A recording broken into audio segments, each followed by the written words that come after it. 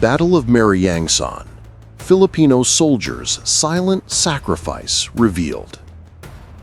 If you're new here, smash that subscribe button, hit like, and leave a comment below. Tell us which hidden hero in war history you want to see next. October 3rd, 1951, Korean War.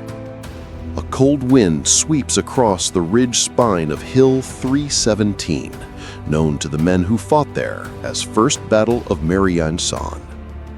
Under the smoky haze of early dawn, Filipino soldiers of the 10th Battalion Combat Team, the Fighting Filipinos, pause atop narrow, jagged terrain, far from their tropical homeland, faced with a mountainous enemy as determined as they are. In the shadowy light of dawn, their breath rises white in the crisp air. Frost flakes cling to helmets, rifles are weighted by cold. Their mission? To join Commonwealth and UN forces in seizing a ridge that dominates the valley that leads to Seoul. Few knew their faces, fewer still would remember their names. But today, this ridge would bear witness to silent sacrifice. One soldier pauses, staring into the valley where enemy positions lurk like ghosts. Shell fire echoes. The men know the terrain. Steep slopes, little cover, rock and snow combining into a death trap. Yet they climb, each step a promise of duty, each moment a hostage to fear. The ridgeline ahead is a line drawn between freedom and stalemate. Little is spoken. In the stillness before battle, there is the quiet mechanical rhythm of soldiers checking gear, tightening straps, loading magazines. The silence is a mask. Beneath it pulses heartbeats and questions. Will I see tomorrow? Does home remember me? And then the whistle of the first mortar rockets. The battle begins. October 4th, 1951. The dawn over First Battle of Maryang San had barely broken when the men of the 10th Battalion Combat Team, known simply among comrades as the Fighting Filipinos, loaded their packs and stepped into the shadow of the ridgeline. They'd answered the UN call for Korea, leaving behind tropical islands and humid plains, only to find themselves in bitter autumn chill, dusty ridges, and steep slopes above the Imjin sector. While mainstream narratives highlight the Australian assault, the Filipino battalion held a flank that few would spotlight, a flank crucial to the ridge's capture and holding. The ridgeline they faced was unforgiving. Rock-strewn climbs, exposed slopes visible to enemy lookouts, switchbacks that betrayed every footprint. At 0400 hours, the men moved in single file, rifles at the ready, breath steaming in the cold air. Behind them, the valley lay still, a canvas of mist and quiet that fooled the uninitiated. But they knew better. Shells could whistle at any moment. Enemy patrols could appear out of darkness. Every creak of a pack strap, every flop of a booted step carried risk. As they ascended, fatigue settled. Boots worn from prior engagements, new cold creeping into bones, supplies stretched, yet morale held. Among the men, silent oaths passed like sparks, for home, for duty, for those behind them. A lieutenant whispered to his platoon, "We're not just here to take ground, we're here to prove we belong in the story." And indeed they did. By midday, they reached the spur that would support the main assault, the southern approach to Hill 317. Under cover of artillery barrages from the Commonwealth tanks and the NZ artillery, the Filipinos dug in, primed to plug any breakthrough. Their unseen presence allowed the Australians to punch through the core defenses on the ridge. Without the flank held, the entire operation might have unraveled. As dusk approached, mortar rounds lit the sky. From their foxholes, they watched the enemy pull back in shadows. Both tired and triumphant, they held a line few remembered. The climb was done, but the real fight was only beginning. If you're following this journey, go ahead and hit subscribe, smash that like button, and leave a comment below sharing which of these soldiers' stories moved you most so far. October 5th, 1951. Dawn crept over the British Commonwealth lines as the assault plan for the First Battle of Maryang San moved into its decisive phase, while the Australian and British troops prepared to storm the heights of Hill 317 and the adjacent ridges. An unsung flank force from the Philippines prepared in silence. The men of the Filipino Expeditionary Force to Korea, the Fighting Filipinos, took up positions on the steep southern spur where enemy fire would strike first. The terrain before them was relentless, sheer slopes carpeted in rock, pockets of scrub exposing bare earth, and trenches carved into the hillside that seemed to dig through the clouds. Chinese defenders lay course in bunkers perched like vultures above the ridgeline. The Filipino companies moved into their positions under cover of artillery, each man carrying his rifle, kit, and a resolve forged far from home. One lieutenant, voice barely above the wind, tapped his map and pointed at the valley below. "Right flank holds here. If we crack, the ridge falls." He didn't need to speak the rest. Every soldier knew failure means losing not just ground, but the line to Seoul, the lifeline of the UN push. As midday approached, the order came. Explosions rocked the ridge.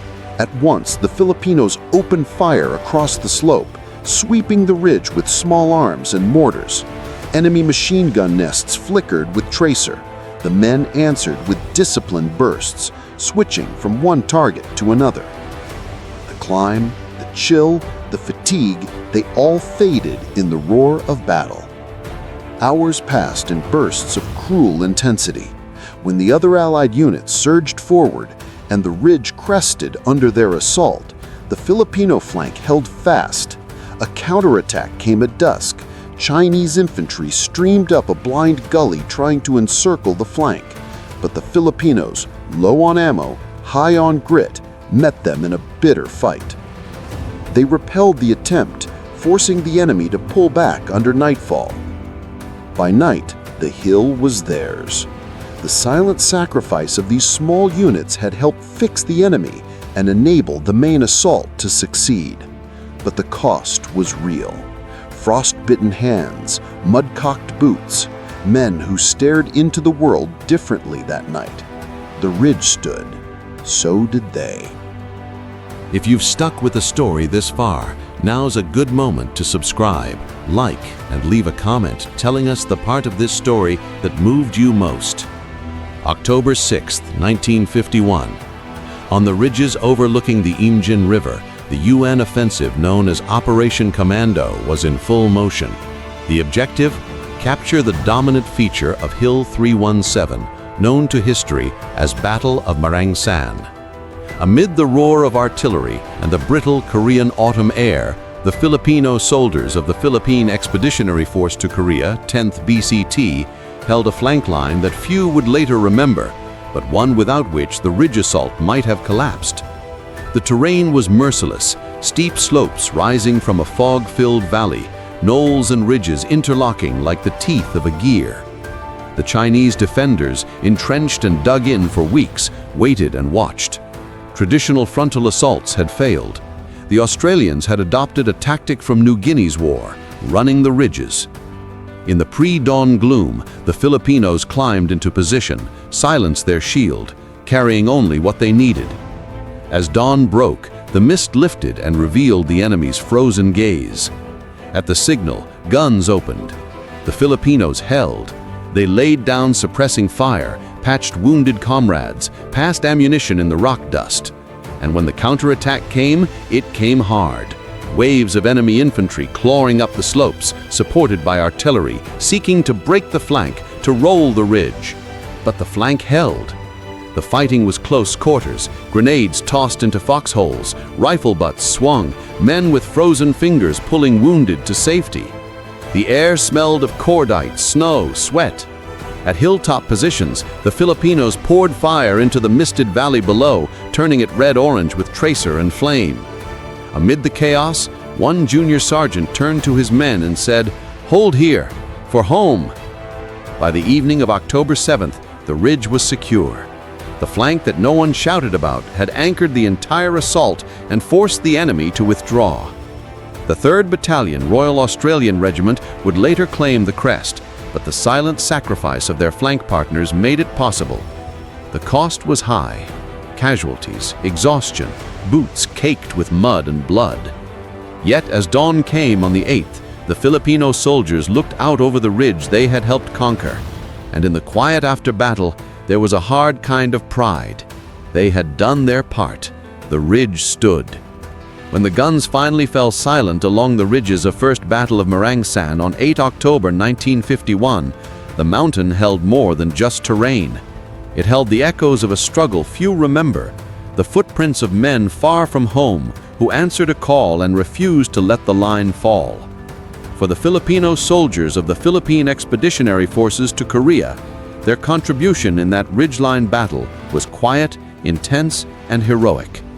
Though overshadowed by larger narratives, their role was vital. They held the flank, secured the spur, allowed the main assault to succeed. Without their resolve, the high ground might have slipped back into enemy hands. Today, when we look back at historical honors, statues, or lists of battalions and medals, we must ask, who holds the flank when no one is watching? Who climbs the ridge when their name won't be shouted? Their story in Japan, Korea, cold wind, and high altitude becomes our reflection today.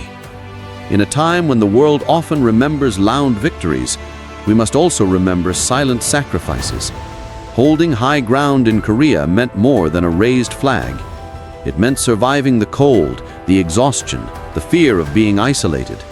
It meant burying your doubts in rock and fire, leaning on your comrades when your body begged you to rest. Those Filipino soldiers on that Korean ridge became the answer to who stays. When the ridge stood, they stood. And what about us, the viewers now? We archive, we watch, we learn, but we must also remember. These men fought not for headlines, but for one another, for country, for doing the hard thing in the dark when no one was looking. Their legacy is our responsibility. So as the mountain looms still in Korea, and the ridges whisper names of those who stood, let us pause, let us share, let us remember, because the silent sacrifice of yesterday deserves to be heard.